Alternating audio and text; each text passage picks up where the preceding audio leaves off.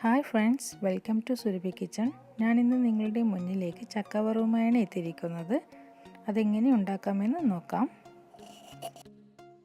ഈ ചക്ക വറവ് ഉണ്ടാക്കുവാൻ വേണ്ടി ഞാൻ ഇവിടെ എടുത്തിട്ടുള്ളത് ഇടിച്ചക്കയാണ്. ഇടിച്ചക്ക എന്ന് പറയുമ്പോൾ നിങ്ങൾക്ക് മനസ്സിലാവുന്നില്ലല്ലേ?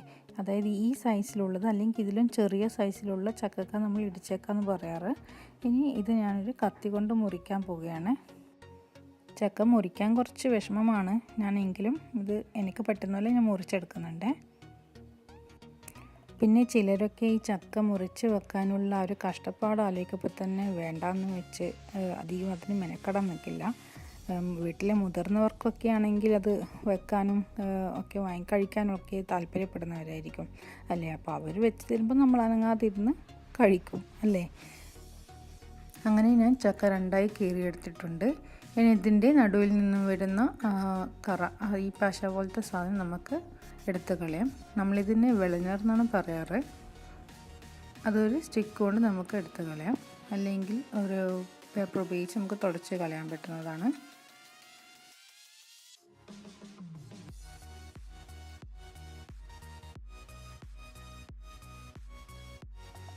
അടുത്തതായി നമുക്ക് ഈ ചക്കയെ ചെറിയ പീസുകളായി മുറിച്ചെടുക്കാം. എല്ലാവർക്കും ഇഷ്ടമുള്ള രീതിയിൽ അത് അവനവനെ കൊണ്ട് കഴിയുന്നത് പോലെ മുറിച്ചെടുക്കാം.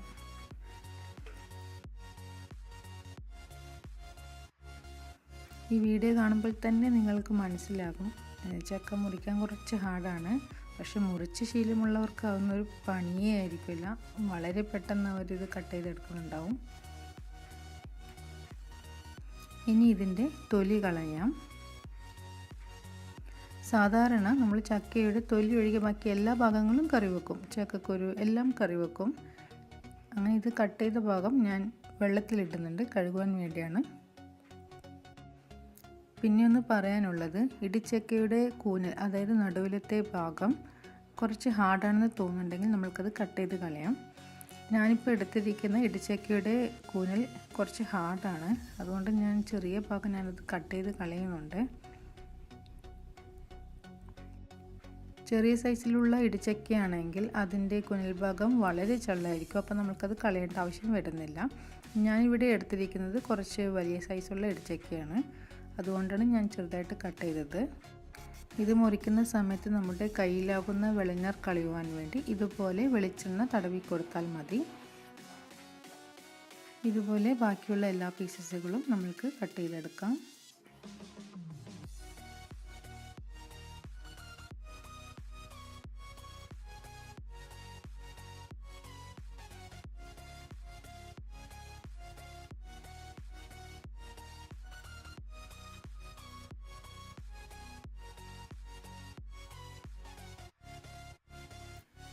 അങ്ങനെ ഞാൻ എല്ലാ പീസുകളും തൊലി കളഞ്ഞെടുത്ത് കഴിഞ്ഞു.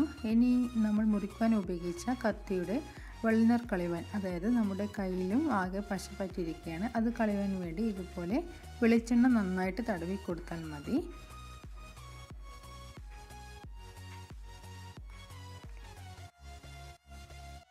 എൻ്റെ കയ്യിൽ പറ്റിയിരിക്കുന്ന വെളിഞ്ഞറൊക്കെ പോയിട്ടുണ്ട്. ഇനി നമുക്ക് കത്തി വൃത്തിയാക്കാം. ഇതുപോലെ എണ്ണ തടവിയതിന് ശേഷം ഒന്ന് ചൂടാക്കിയാൽ മതി. അപ്പോൾ അതിൽ പറ്റിയിരിക്കുന്ന പശ, അതായത് വെളിഞ്ഞറൊക്കെ ഉരുകി വന്നോളും. പിന്നെ അതൊരു പേപ്പർ ഉപയോഗിച്ച് നമുക്ക് തുടച്ച് കളയാം. ഇങ്ങനെ ചെയ്യുന്നത് ചക്ക കംപ്ലീറ്റ് ആയിട്ട് മുറിച്ചെടുത്തതിന് ശേഷം ചെയ്താലും മതി. അതായത് നേരത്തെ തൊലി കളഞ്ഞു വെച്ച ചക്കയെ നമുക്ക് വീണ്ടും ചെറുതായി മുറിക്കേണ്ടതുണ്ട്. അതിനുശേഷം കത്തി വൃത്തിയാക്കിയാൽ മതിയായിരുന്നു. പക്ഷേ ഇതിൻ്റെ പശ കാരണം എനിക്ക് മുറിക്കാൻ കുറച്ച് ബുദ്ധിമുട്ടാണ്. ഇനി നമ്മൾക്ക് വീണ്ടും ഇതിനെ ചെറിയ പീസസുകളായി മുറിച്ചെടുക്കാം. ഇത് വളരെ ചെറുതായി മുറിക്കണമെന്നൊന്നുമില്ല, നമുക്ക് ഏകദേശം ഒരു ചെറിയ കഷ്ണങ്ങളായി കിട്ടിയാൽ മതി. പിന്നെ സൈസ് ഒരുപോലെ ആകണമെന്നൊന്നുമില്ല. അയ്യോ ഒന്ന് ചെറുതൊന്ന് വലുതുമായി അങ്ങനെ ഒരു പ്രശ്നവും ഇതിനില്ല.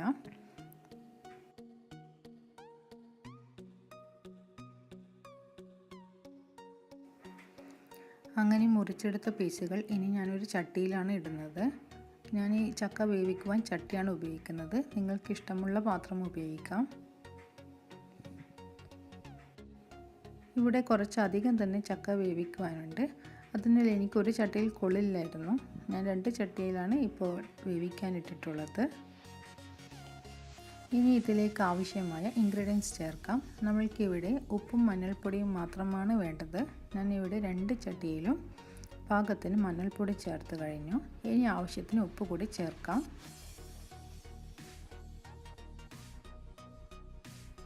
ഇനി ചക്ക ഒന്ന് വെന്ത് കിട്ടുവാൻ നമ്മൾക്ക് ആവശ്യത്തിന് വെള്ളവും ഒഴിച്ചു കൊടുക്കാം. കുറേയൊന്നും ഒഴിക്കേണ്ട, കുറച്ചൊന്ന് വെന്ത് കിട്ടാൻ വേണ്ടി മാത്രം ഒഴിച്ചാൽ മതി. നന്നായിട്ടൊന്ന് മിക്സ് ചെയ്യാം.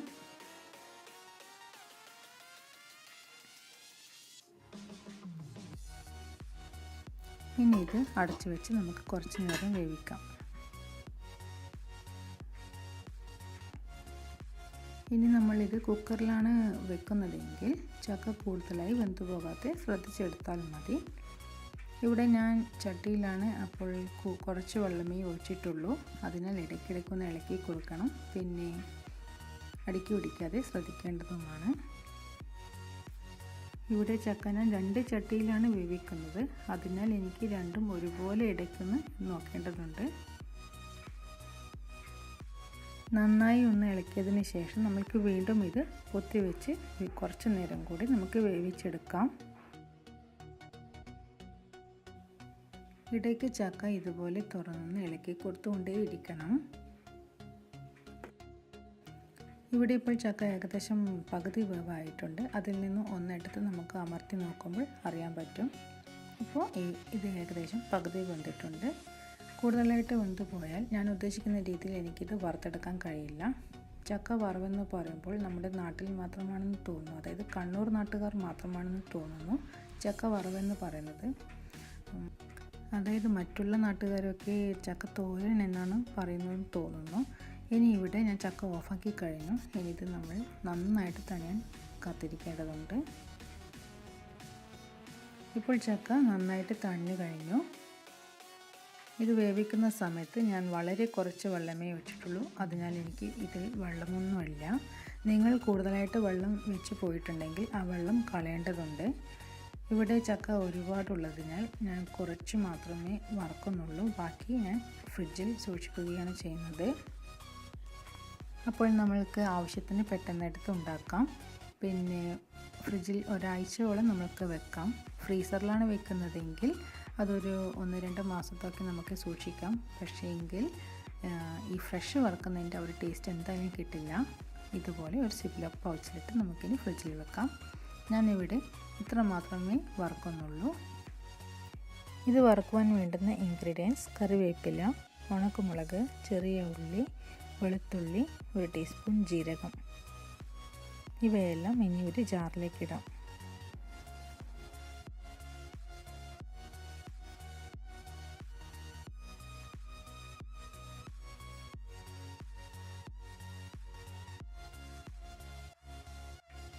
ഇനി ഇതിലേക്ക് കുറച്ച് ചുരുണ്ടി തേങ്ങ കൂടി ചേർത്ത് കൊടുക്കാം. ഇതൊന്ന് നമുക്ക് ഒതുക്കിയെടുക്കാം. ഇതുപോലെയൊന്ന് ഒതുക്കിയെടുത്താൽ മതി. ഇതൊരു പ്ലേറ്റിലേക്ക് നമ്മൾക്ക് മാറ്റാം.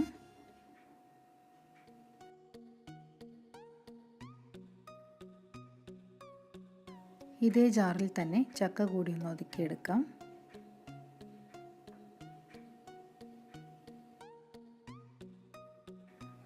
ശ്രദ്ധിക്കേണ്ടത് കൂടുതലായിട്ട് അരച്ചു പോകരുത്. ജസ്റ്റ് ഒന്ന് വിപ്പ് ചെയ്തെടുത്താൽ മതി. ഇതിനി ഒരു ബൗളിലേക്ക് നമുക്ക് മാറ്റാം.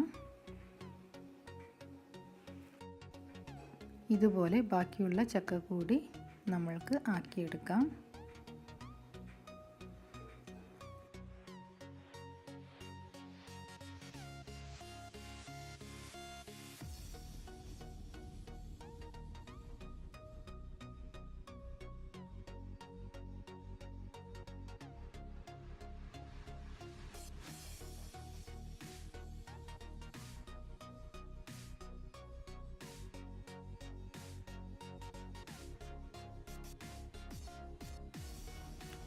അങ്ങനെ ബാക്കിയുള്ള ചക്ക കൂടി ഞാൻ ആക്കിയെടുത്തിട്ടുണ്ട്.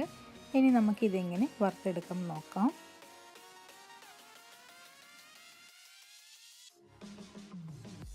വറവുണ്ടാക്കുന്നതിന് വേണ്ടി ഒരു പാൻ ചൂടാക്കാം.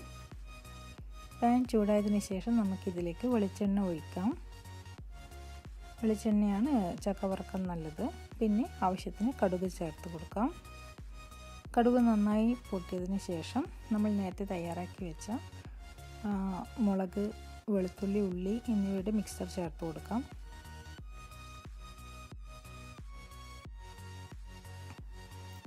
ഇതിൽ കുറച്ച് കറിവേപ്പില കൂടി ആഡ് ചെയ്ത് കുറച്ച് നേരം ഒന്ന് വഴറ്റിയാൽ മതി.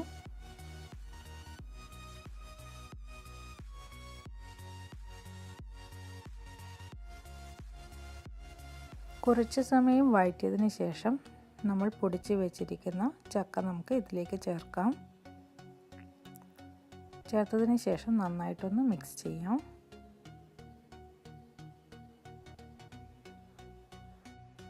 പിന്നെ എനിക്ക് ഇതിലേക്ക് ഉപ്പ് ചേർക്കേണ്ടതായിട്ട് വരുന്നില്ല. കാരണം ഞാൻ ആദ്യം ചക്ക വേവിക്കുന്ന സമയത്ത് ആവശ്യത്തിന് ഉപ്പ് ചേർത്തിടുന്നു. ഇനി മുളക് പൊടിയും നമുക്ക് ആവശ്യമില്ല, കാരണം എരിവിന് നമ്മൾ ഉണക്കമുളക് ചേർത്തിട്ടുണ്ട്. ഇനി നമ്മൾ ചക്ക വേവിക്കുന്ന സമയത്ത് കൂടുതലായി വെന്ത് പോയിട്ടുണ്ടെങ്കിൽ കൈകൊണ്ട് നുടച്ചെടുത്താൽ മതി. പിന്നെ അത് മിക്സിയിലിട്ട് തിരിക്കേണ്ട ആവശ്യമൊന്നും വരുന്നില്ല. ഇനി ഇത് നമ്മൾക്ക് തീ കുറച്ച് ഒരു 5 മിനിറ്റ് പൊത്തി വെച്ച് വേവിക്കാം. അതിനുശേഷം വീണ്ടും ഒന്ന് നന്നായിട്ട് ഇളക്കി കൊടുക്കാം.